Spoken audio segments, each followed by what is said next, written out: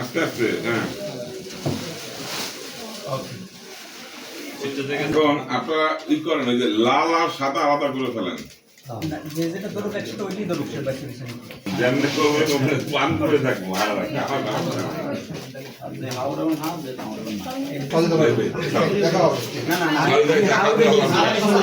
আমি হাওড়ে না না আপনি যেটা গুছাবেন না একটাই গুছাবেন না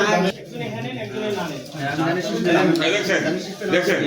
ট্রেনিং ছাড়াই বুদ্ধি দিয়েছে কিন্তু আপনি একজন দাড়ি পালা না একজন দাড়ি শিশু একজনে কোথায় যান দাড়ি না ধরে ওই পেশে বসে একদম আসে না কারণ শিখতে না বসে